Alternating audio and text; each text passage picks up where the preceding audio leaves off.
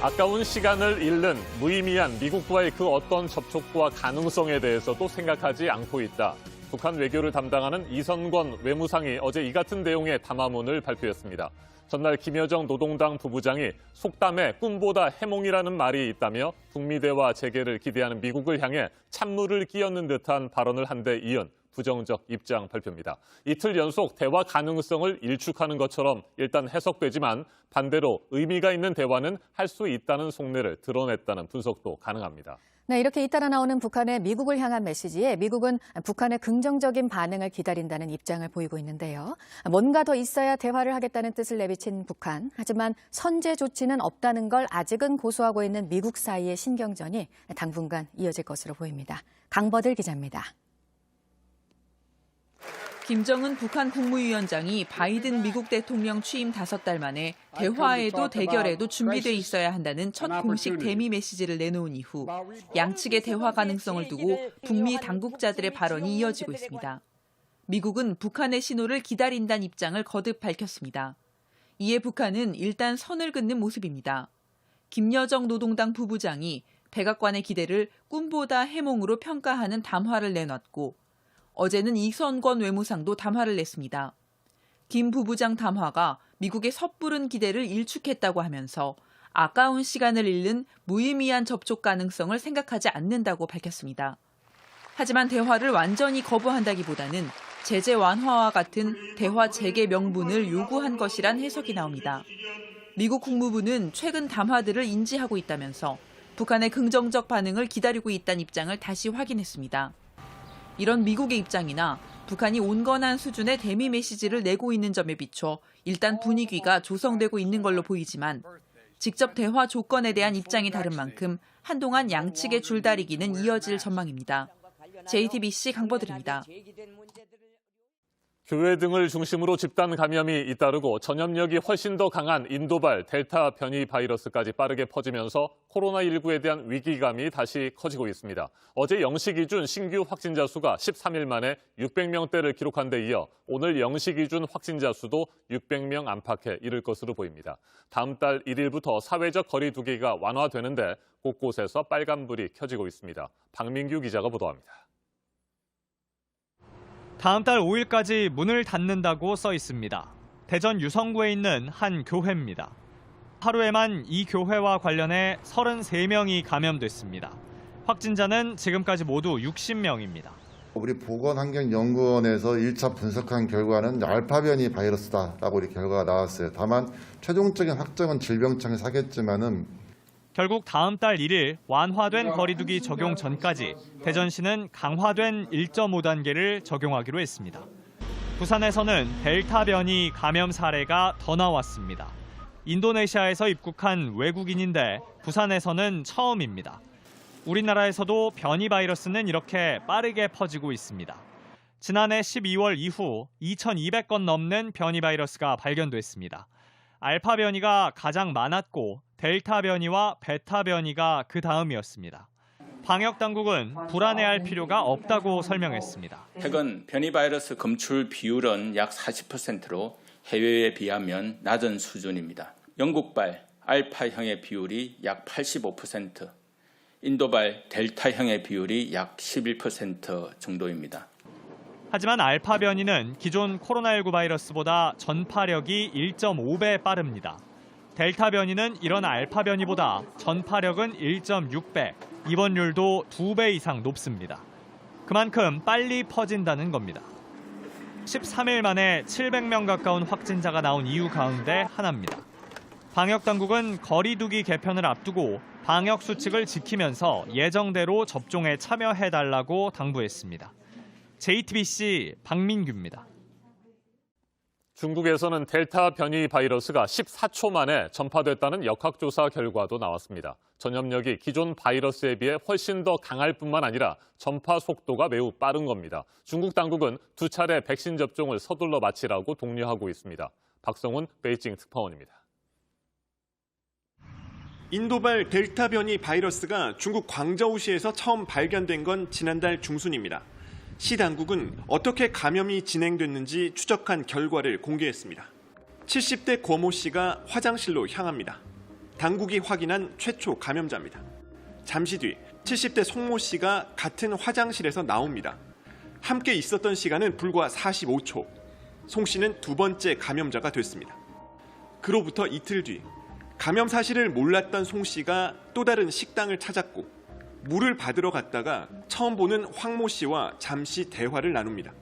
CCTV에 기록된 시간은 1분 40초.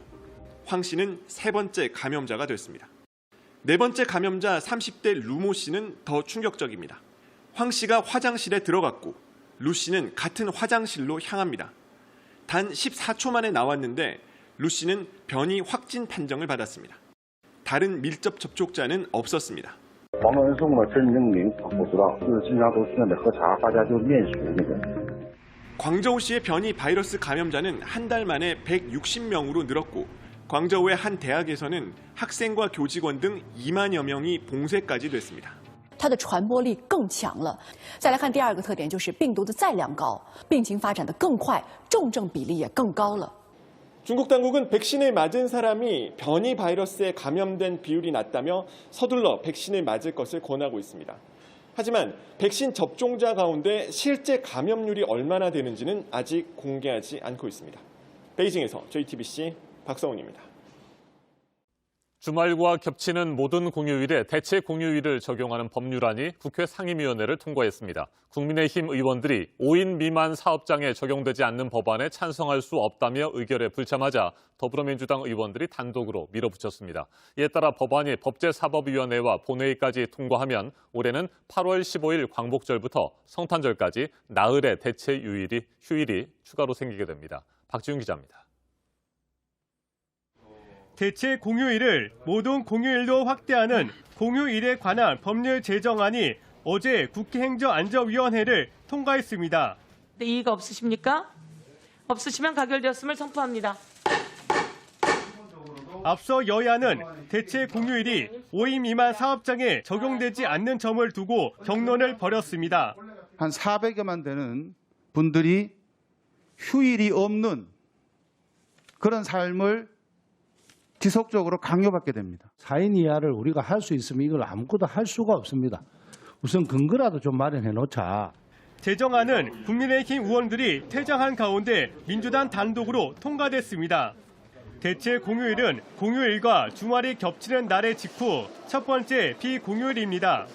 현재는 어린이날과 설, 추석 연휴에만 적용되고 있습니다. 제정안은 법제사법위원회와 본회의 통과를 남겨두고 있습니다. 민주당은 올해 8월 15일 광복절부터 대체 공휴일을 적용하겠다는 방침이어서 6월 임시국회에서 처리될 가능성이 큽니다. 이에 따라서 올해는 광복절과 개천절, 한글날, 성탄절에 대체 공휴일이 적용돼 휴일이 나흘 더 늘어날 걸로 보입니다. 하지만 정의당과 민주노총 등 노동단체도 5인 미만 사업장 노동자들이 대상에 포함돼야 한다는 입장이어서 향후 처리 과정에서 난항이 예상됩니다. JTBC 박지윤입니다.